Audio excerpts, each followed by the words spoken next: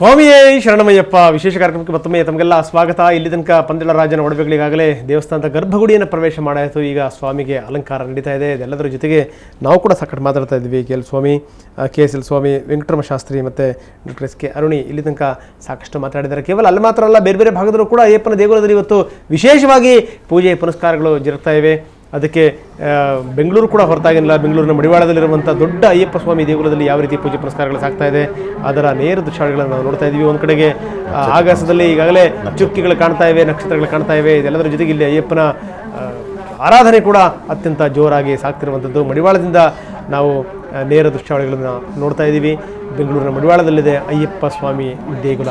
ಅಲ್ಲಿ ಯಾವ ರೀತಿ ಪೂಜೆ ಪುನಸ್ಕಾರಗಳಿದೆ ಅದನ್ನು ತೋರಿಸುವಂಥ ಒಂದು ಪ್ರಯತ್ನ ಮಾಡ್ತಾ ಇದ್ದೀವಿ. ಒಂದು ಕಡೆಗೆ ಮಡಿವಾಳದಲ್ಲಿ, ಇನ್ನೊಂದು ಕಡೆಗೆ ದೂರದ ಶಬರಿಮಲೆಯಲ್ಲಿ. ಅಲ್ಲಿಂದ ನೇರ ಪ್ರಸಾರವನ್ನು ನಾವು ವೀಕ್ಷಣೆ ಮಾಡ್ತಾ ಇದ್ದೀವಿ. ಇದು ಬೆಂಗಳೂರಿನ ದೃಶ್ಯಾವಳಿಗಳು. ಈಗ ನಾವು ನೋಡ್ತಿರುವಂಥದ್ದು ಶಬರಿಮಲೆಯ ದೃಶ್ಯಾವಳಿಗಳು.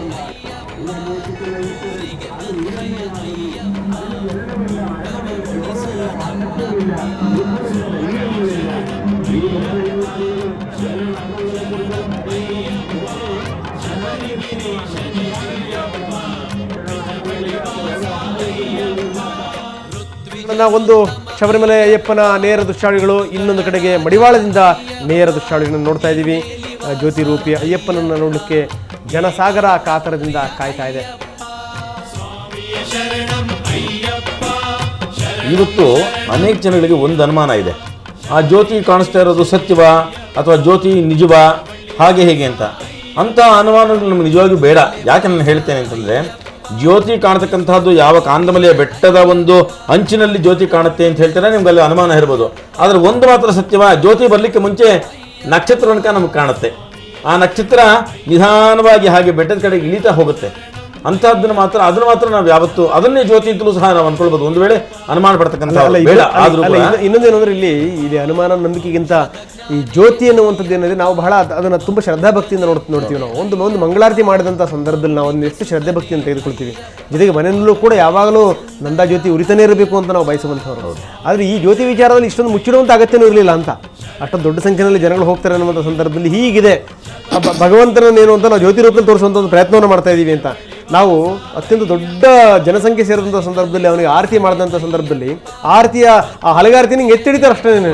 ಎಲ್ಲರೂ ಕೂಡ ದೂರದಲ್ಲಿರುವಂಥವ್ರು ಕೂಡ ಹಾಗೆ ಮುಟ್ಟಿ ತಲೆ ನೋಡ್ಕೊಳ್ಳುವಂಥದ್ದು. ಅದು ಜ್ಯೋತಿ ತಾಗೋದು ಇಲ್ಲ, ಇವರಿಗೆ ಅದು ಬಿಸಿ ಆಗೋದಿಲ್ಲ. ಆದರೆ ಒಂದು ನಂಬಿಕೆ ಮಾತ್ರ. ಈ ರೀತಿ ಏನು ಅಂದರೆ, ಎಲ್ರಿಗೂ ಮಂಗಳಾರತಿ ಕೊಡೋಕ್ಕಾಗೋದಿಲ್ಲ. ನೋಡಿ, ನಾವು ಎಲ್ಲದನ್ನೂ ಕೂಡ ಎತ್ಕೊಂಡೋಗಿ ಅಲ್ಲೆಲ್ಲ ಹಾಕ್ತಾ ಇದ್ದೀವಿ. ಅಲ್ಲಿ ಜ್ಯೋತಿ ರೂಪಿ ಅಯ್ಯಪ್ಪನನ್ನ ಮಂಗಳಾರತಿ ನೀವು ಇಲ್ಲೇ ತಗೊಳ್ಳಿ ಧನ್ಯರಾಗಿ ಅಂತ ಹೇಳ್ಬಿಡ್ಬೋದಾಗಿತ್ತು ಅಂತ. ಇಷ್ಟೊಂದು ಮೇಂಟೈನ್ ಮಾಡುವಂಥ ಅಗತ್ಯನೇ ಇರಲಿಲ್ಲ ಅನ್ನುವಂಥದ್ದು. ಈ ಜ್ಯೋತಿ ಈ ಮಕರ ಜ್ಯೋತಿ ಬಿಟ್ಬಿಡಿ, ಸಾಮಾನ್ಯವಾಗಿ ಜ್ಯೋತಿಗೊಂದು ವಿಶೇಷತೆ ಏನು ಅಂತಂದರೆ, ನೀವು ಅದನ್ನು ಹೇಗಾದ್ರು ಯಾವ ಸೈಂಟಿಫಿಕ್ ಆಗಾರು ನೋಡಿ ಅಥವಾ ಸಾಂಪ್ರದಾಯಿಕವಾಗಿ ನೋಡಿ, ಯಾವ ರೀತಿ ಬೇಕಾದ್ರೂ ನೋಡಿ. ನಮ್ಮ ಧಾರವಾಡದ ಸ್ವಾಮೀಜಿಗಳು ಒಬ್ಬರು ಅಪ್ಪಾಜಿ ಅಂತ ಇದ್ದಾರೆ, ಅವರು ಒಂದು ಕಡೆ ಭಾಷಣ ಮಾಡ್ತಾ ಹೇಳಿದ್ರು, ಒಂದು ದೀಪ ಅನ್ನೋದರಲ್ಲಿ ಹಣತೆ ಭೂಮಿಯಿಂದ ಬಂದದ್ದು,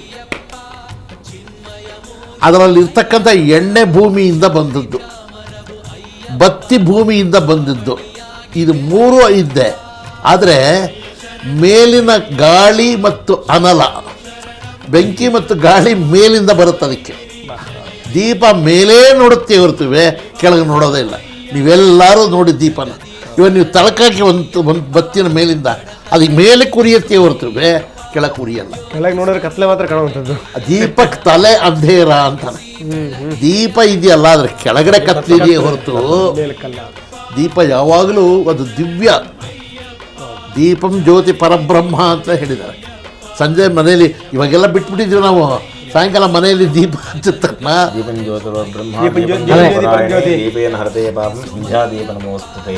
ಭಾರತೀಯ ಚರಿತ್ರೆಯಲ್ಲಿ ನೋಡಿದಾಗೆ ಸರ್, ನಮ್ಮ ತಿಳುವಳಿಕೆ ಪ್ರಕಾರ ಪ್ರಾಚೀನ ಕಾಲದ ಒಂದು 5,000 ವರ್ಷದ ಹಿಂದೆ ಈ ಒಂದು ಸಂಪ್ರದಾಯ ಅಂದರೆ ಬೆಂಕಿಯನ್ನು ಆರಾಧನೆ ಮಾಡುವಂಥ ಸಂಪ್ರದಾಯಗಳನ್ನು ನೋಡ್ತೀವಿ. ಅಂದರೆ ಆದಿಮಾನವನ ಕಾಲದಲ್ಲಿ ಯಾವಾಗ ಬೆಂಕಿ ತನ್ನ ಕಂಡುಕೊಂಡ ಒಂದು ಚಿಕ್ಕಮುಖಿ ಕಲ್ಲಿನಿಂದ ಸೃಷ್ಟಿಯಾದಂಥ ಒಂದು ಬೆಂಕಿ ಇಡೀ ಕೆಟ್ಟ ವಾತಾವರಣನ ಸುತ್ತೋದಿಲ್ಲಂಥ ಕಸವನ್ನು ಸುಟ್ಟು ಭಸ್ಮ ಮಾಡಿ ಮತ್ತೆ ನಿರ್ಮಲ ಮಾಡ್ತಂತ ಅನ್ನೋದನ್ನು ಕಲ್ಪನೆ ಮಾಡಿಕೊಂಡ ತಕ್ಷಣ ಅನೇಕ ವರ್ಷಾನುಗರ್ಷ ಅದೊಂದು ಪವಿತ್ರತೆಯನ್ನು ಕಂಡುಕೊಂಡಿದ್ದಾರೆ. ಭಾರತೀಯ ಚರಿತ್ರೆಯಲ್ಲಿ ನೀವು ಒಂದೊಂದಾಗಿ ಯೋಚನೆ ಮಾಡ್ತಾ ಬಂದ ನೂತನ ಶಿಲಾಯುಗ ಅಂತ ಕರಿಬೋದು, ಅನೇಕ ಶತಮಾನಗಳಿಂದ ಕೂಡ ಈ ಭಾರತೀಯ ಸಂಸ್ಕೃತಿಯಲ್ಲಿ ಬೆಂಕಿಗೆ ಅಥವಾ ಈ ಜ್ಯೋತಿಗೆ ಅನೇಕ ವರ್ಷಗಳಿಂದ ಹಿಂಗಾಗಿ ಏನು ಅಂದ್ರೆ ನಾವು ಅಂತರ್ಜ್ಯೋತಿ ಅನ್ನುವಂತ ಒಂದು ಪದವನ್ನು ಕೂಡ ಬಳಸ್ತೀವಿ. ಅದು ಆತ್ಮದಲ್ಲಿ ನಮ್ಮಲ್ಲಿ ಬಿಸಿ ನಮ್ಮ ದೇಹದಲ್ಲೂ ಕೂಡ ಬಿಸಿನೇ ಇರಬೇಕಲ್ಲ, ಅಲ್ಲೂ ಕೂಡ ಬೆಂಕಿ ಇರಬೇಕಲ್ಲ.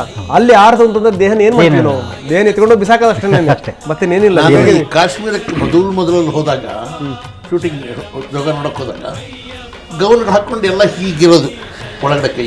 ಬಹುಶಃ ಇನ್ನೇನು ಕ್ಷಣಗಳನ್ನೇ ಆರಂಭವಾಗಿದೆ ಅಂತ ನಾನು ಭಾವಿಸ್ತೀನಿ. ಯಾಕಂದ್ರೆ ಶಬರಿಮಲೆಯಿಂದ ನೇರ ದೃಶ್ಯಾವಳಿಗಳನ್ನು ತೋರಿಸ್ತಾ ಇದೀವಿ. ಜೊತೆಗೆ ನೀಲಿಮಲೆ ಏನಲ್ಲ ಅಲ್ಲಿ ಕಾಣುವಂತ ಕಾಂದಮಲೆ ಅಲ್ಲಿನ ದೃಶ್ಯಾವಳಿಗಳನ್ನು ಕೂಡ ತೋರಿಸ್ತಾ ಇದೀವಿ. ಇನ್ನೇನು ಕೆಲವೇ ಕ್ಷಣಗಳಲ್ಲಿ ಜ್ಯೋತಿ ಕಾಣಿಸಿಕೊಳ್ಳುವಂತಹ ಒಂದು ಸಮಯ. ಸರ್ ತಾವು ಹೇಳ್ತಾ ಇದ್ವಿ ಈ ಕಾಶ್ಮೀರದಲ್ಲಿ ಗೌನ್ ಹಾಕೊಂಡು ಒಳಗಡೆ ಕೈ ಹಿಂಗೆ ಇಟ್ಕೊಂಡ್ಬಿಟ್ಟಿರ್ತಾರೆ.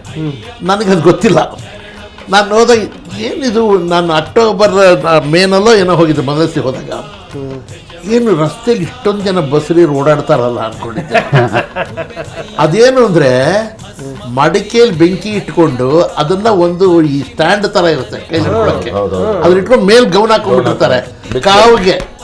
ಶರೀರವೆಲ್ಲ ಕಾವಾಗಿರುತ್ತೆ ಅಂದ್ರೆ ನೋಡಿ ಅಲ್ಲಿ ಆ ಥಂಡಿಲಿ ನೀವು ಅಲ್ಲಿದ್ದು ಗಂಡಸರ ಬಗ್ಗೆ ಅನುಮಂದಿಂದ ನೋಡಿದ್ರಿ ಕಂಡು ಯಾರು ಗೊತ್ತಾಗಲ್ಲ. ಗೌನ್ ಹಾಕಿರ್ತಾರಲ್ಲ ಎಲ್ಲ ಹೆಂಗಸರು ಎಲ್ಲ ಹಾಕೊಂಡ್ಬಿಟ್ಟಿರ್ತಾರಲ್ಲ, ಒಳಗಡೆ ಬೆಂಕಿ ಇಟ್ಕೊಂಡಿರ್ತಾರೆ.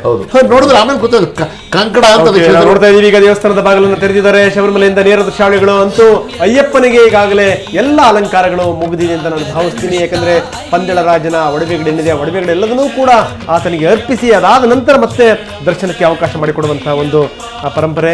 ಶಬರಿಮಲೆಯಿಂದ ನೇರ ದೃಶ್ಯಾವಳಿಗಳು ಈಗಾಗಲೇ ಶಬರಿಮಲೆ ಒಂದು ಕಡೆಗೆ ಅಲ್ಲಿನ ಅಯ್ಯಪ್ಪನನ್ನು ಕಳೆದುಕೊಳ್ಳಲಿಕ್ಕೆ ಜನ ಕಾಯ್ತಾ ಇದ್ರೆ, ಇನ್ನೊಂದು ಕಡೆಗೆ ನಾವು ನೋಡ್ತಾ ಇದ್ದೀವಿ ಎಲ್ಲಿ ಜ್ಯೋತಿ ಕಾಣುತ್ತೋ ಅಲ್ಲೂ ಕೂಡ ಜನರ ಒಂದು ದೃಷ್ಟಿ ನೆಟ್ಟಿದೆ. ಈ ಕ್ಷಣದಲ್ಲಿ ಕಾಣಬಹುದು ಜ್ಯೋತಿ, ಆ ಕ್ಷಣದಲ್ಲಿ ಕಾಣಬಹುದು ಅನ್ನುವಂಥದ್ದು.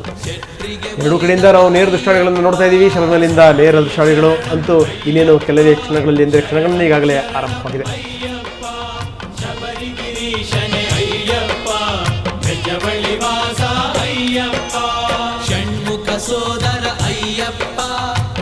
ಆ ದೇವಸ್ಥಾನ ಹತ್ರ ನಿಂತ್ಕೊಂಡ್ಬಿಟ್ರೆ ಬರೀ ಜನ ಸಮುದ್ರ. ಈಗ ನೋಡ್ತಾ ಇದೀವಿ ನೋಡಿ ನಾವು ಹೆಂಗೆ ಬರೀ ತಲೆಗಳ ಎಲ್ಲಿಂದ ಎಲ್ಲಿವರೆಗೆ ನೋಡಿದ್ರು. ಅಂದ್ರೆ ವಿಶೇಷ ಅಂದ್ರೆ ಅಲ್ಲಿ ನೋಡಿ ಈಗ ನೋಡ್ತಾ ಇದೀವಿ. ಈಗ ಜ್ಯೋತಿ ಕಾಣ್ತಾ ಇದೆ, ಅದರ ನೇರ ದೃಶ್ಯಾವಳಿಗಳನ್ನು ನೋಡ್ತಾ ಇದೀವಿ. ಜನರು ಕೂಡ ಇದೇ ಒಂದು ದೃಶ್ಯಕ್ಕೆ ಕಾತರದಿಂದ ಕಾಯ್ತಾ ಇದ್ರು. ಈಗ ಆ ಜ್ಯೋತಿ ಕಾಣ್ತಿರುವಂತದ್ದು ಕಂಡ ತಕ್ಷಣ ಎಲ್ಲರೂ ಕೂಡ ಆ ಕಡೆಗೆ ತಿರುಗಿ ನೋಡುವಂತದ್ದು. ಕೆಲವೇ ಕ್ಷಣಗಳಲ್ಲಿ ಜ್ಯೋತಿ ಕಂಡು ಮಾಯವಾದಂತ ಒಂದು ಬಗೆ ನಾವು ನೋಡ್ತಾ ಇದೀವಿ. ಆ ಜ್ಯೋತಿ 3 ಸರಿ ಕಾಣುತ್ತೆ. ಈಗ ಒಂದು ಸರಿ ಜ್ಯೋತಿ ಕಂಡಾಯ್ತು, ಅಲ್ಲಿಂದ ನೇರ ದೃಶ್ಯಾವಳಿಗಳನ್ನು ನೋಡ್ತಾ ಇದೀವಿ. ಬಹುಶಃ ಇನ್ನು ಕೆಲವೇ ಕ್ಷಣಗಳಲ್ಲಿ ಮತ್ತೊಮ್ಮೆ ಜ್ಯೋತಿ ಕಾಣಿಸ್ಕೊಳ್ಬಹುದು. ಕೆಲವೇ ಕ್ಷಣಗಳಲ್ಲಿ ಬಂದು ಮಾಯವಾಗುವಂಥದ್ದು.